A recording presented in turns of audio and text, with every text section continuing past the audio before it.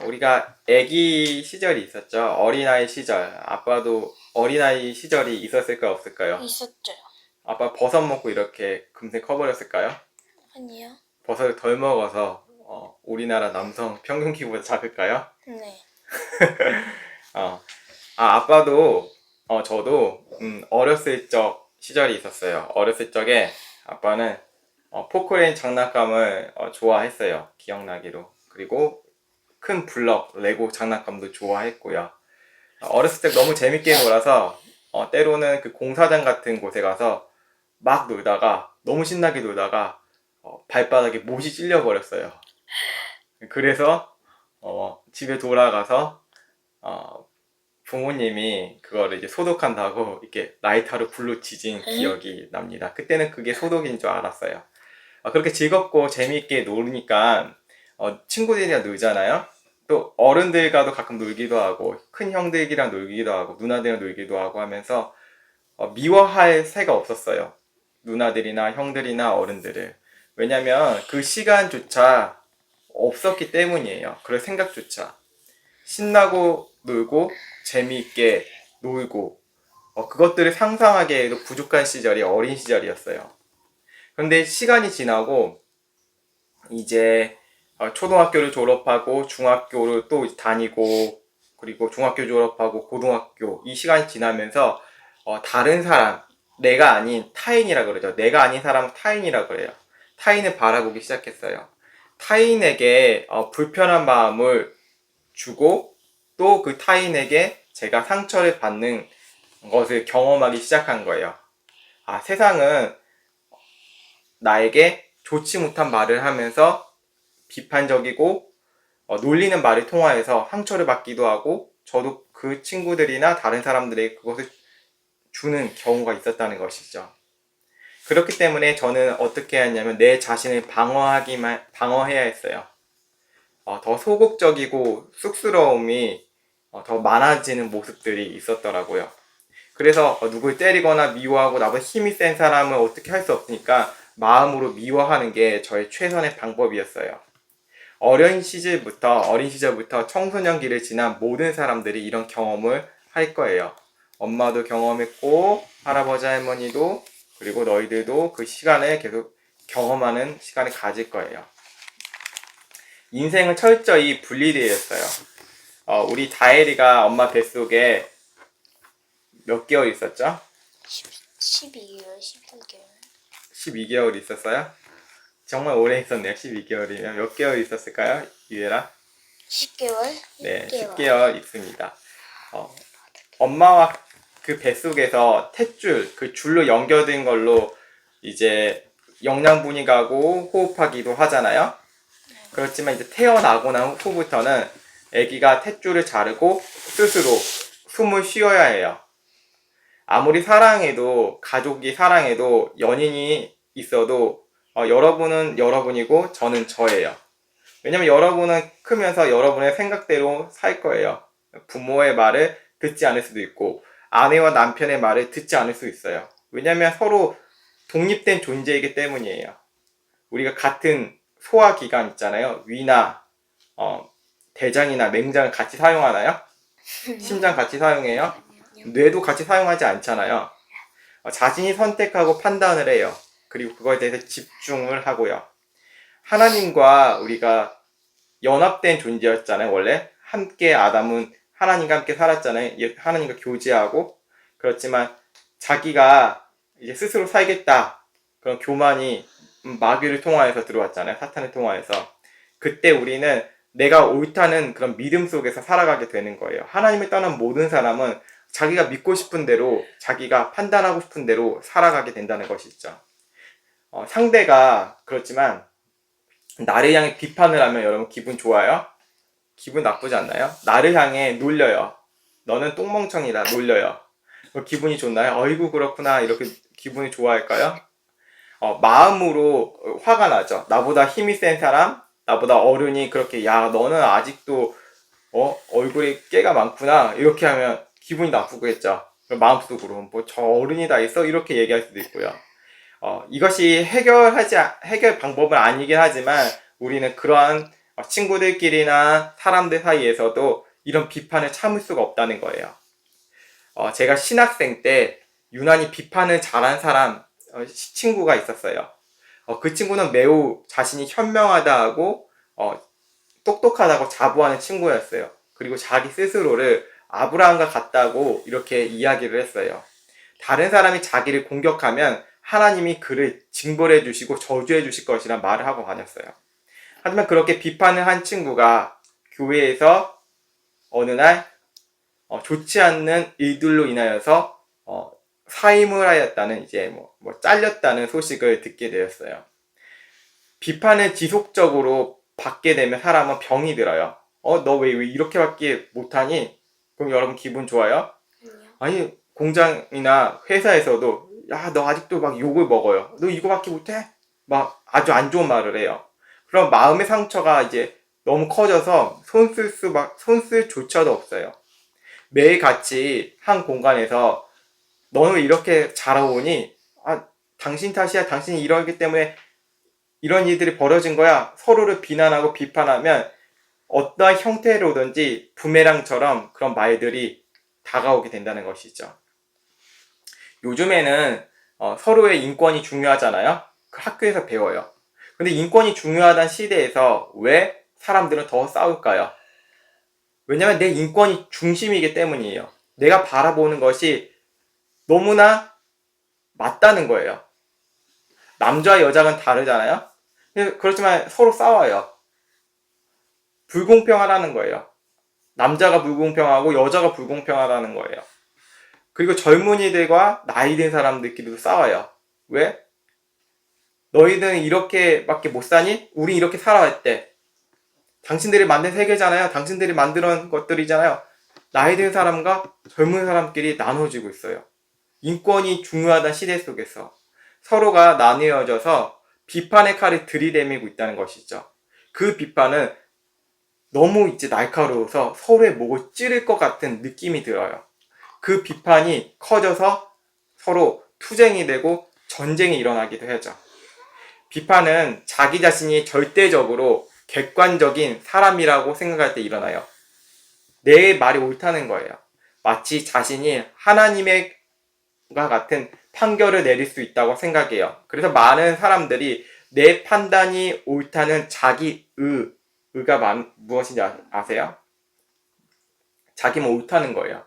그 의에 빠져 있다는 거예요. 예수님께서는 비판을 받지 않으려면 비판을 그쳐야 한다. 비판하지 마. 이렇게 말씀하세요. 하지만 내가 비판하고 싶지 않아도 다른 친구가, 다른 사람들이 나를 향해서 그냥 일부러 비판할 때도 있잖아요.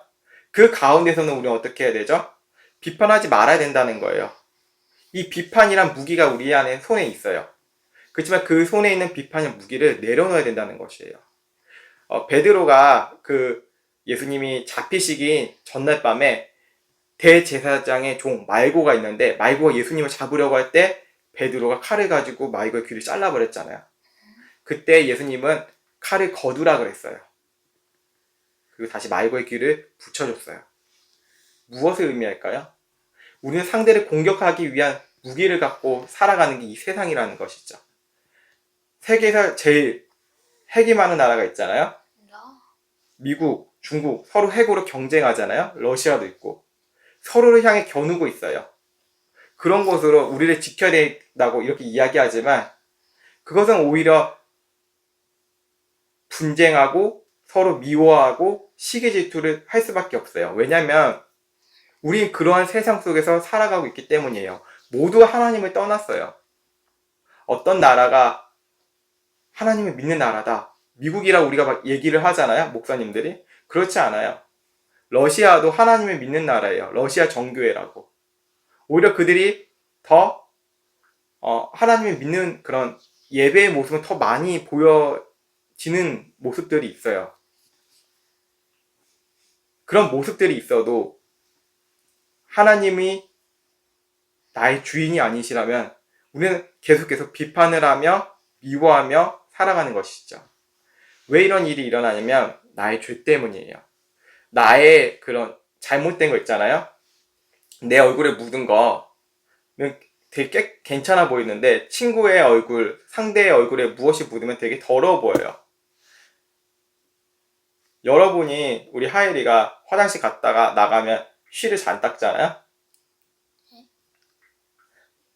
근데 다른 친구가 쉬를 안 닦고 오면 그것에 대해서 어떻게 될까요? 더럽다고 생각을 해요. 우리 모두가 그렇다는 것이죠. 나의 똥은 깨끗한 것 같은데 다른 사람의 응가는 어떻게 해요? 더럽다고 생각해요. 유엘이 똥은 괜찮고 한번 봐도 오빠가 똥을 싸고 나가면 더럽다고 생각을 하잖아요. 그게 우리의 중심적인 모습이라는 것이죠. 그것은 내 자신의 아주 큰 나무 기둥과 같은 것이 우리 눈에 있어서 그래요. 내가 중심이 된 세상은 모든 게 비판할 것만 많죠. 비판만 하는 사람들은 사랑, 위로, 겸손, 감사, 절제와 같은 그런 가치들이 있잖아요. 이것을 별로 좋게 생각하지 않아요. 하지만 예수님을 믿는 사람이 되면 한 가지 확실해져야 되는 것이 있어요. 하나님이 전능하시다는 건 여러분 믿으세요? 네. 지금 이 자리에 하나님이 함께 하신다는 거 믿고 계세요? 네. 머리로만 믿는 것과 진짜 실제로 믿는 것은 너무 큰 차이가 있어요. 그냥 믿는 척만 할 수도 있어요. 예수님을 진짜 믿게 되면 하나님이 전능하시고 그리고 일말의 오차 없이 심판하신다는 것을 우리는 믿게 돼요. 우리가 신앙 고백했잖아요. 심판하러 다시 오신다고 그것을 고백했잖아요. 우리는 그냥 이 심판에 대해서 내가 판단할 수 있고 내 멋대로 하는 게 더 좋은 게 사람들의 모습이라는 것이죠. 저는 어제 이 하나님의 전능하시고 그리고 오차 없는 그 심판에 대해서 로마서 12장을 어제 읽으면서 이게 이 말씀의 근거가 되었다는 생각을 해봤어요. 어떻게 되었냐면 이 말씀이 너희를 박해하는 자를 축복하라. 축복하고 저주하지 말라. 즐거워하는 자들과 함께 즐거워하고 우는 자들과 함께 울라.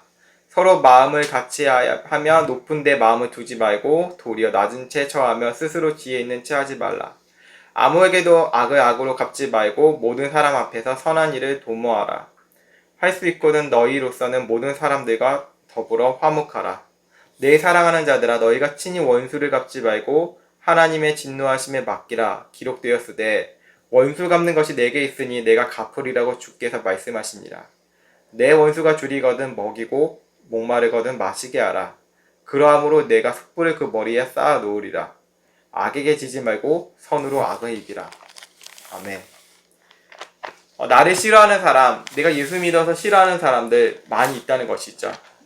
그렇지만 우리 그리스도인들은 하나님께서 심판한다는 것을 명확히 믿는 그런 믿음이 달라고 기도를 해야 된다는 것이에요. 우리 힘으로 다른 사람을 미워하기가 훨씬 편하잖아요. 그렇죠? 나를 제외한 다른 존재가 공격을 하면 응당 저주해야 하는 것이 맞다고 생각하잖아요. 몰상식한 일을 당했는데 가만히 있을 수 없는 것이죠. 하지만 그리스도인의 새로운 생활은 예수 그리스도의 정신으로 살아가는 것임을 생각하게 됩니다. 모든 처음과 끝인 주님께서 심판한다는 것이죠. 예수님께서는 거룩한 것을 개에게나 돼지에게 던지지 말라고 하신 것이에요. 아무나 이 말씀을 받아들일 수 없다는 것이에요. 우리가 가족이잖아요. 네. 가족이어도 우리 안에 하나님 나라의 가족이 안 될 수도 있다는 것이에요. 너무 무시무시하죠. 왜냐면 커가면서 진짜 예수님을 안 믿을 수도 있거든요. 떠날 수도 있고. 그거는 모르는 일이에요.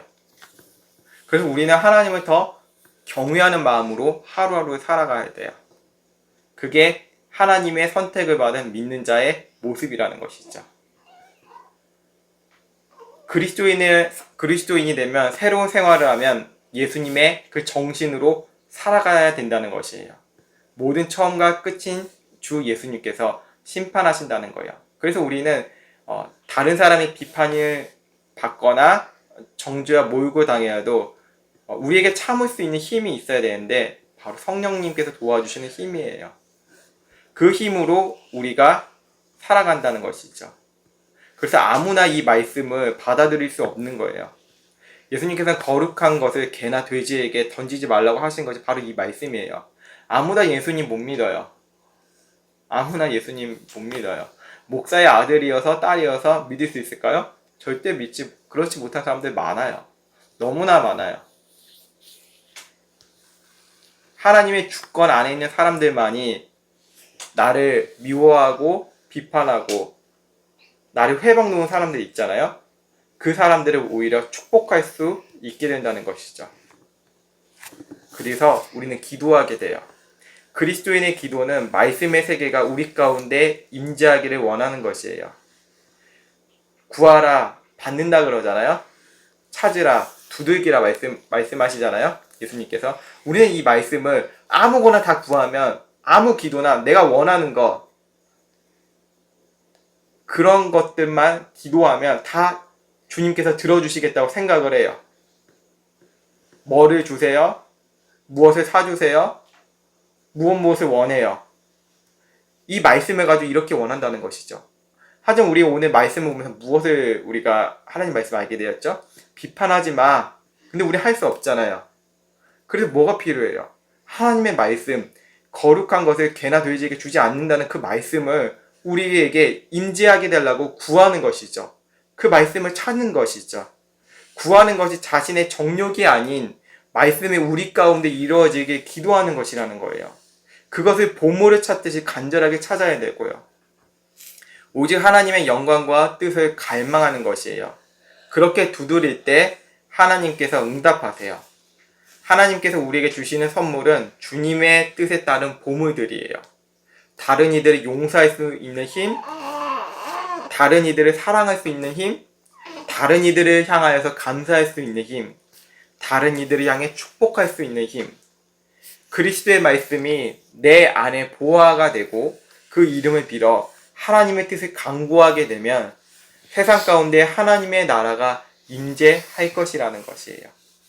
그래서 우리는 하나님의 뜻을 구하는, 우리의 힘으로 예수님 믿을 수 없기 때문에 우리를 도와달라고 늘 기도하는 우리들 되었으면 좋겠습니다.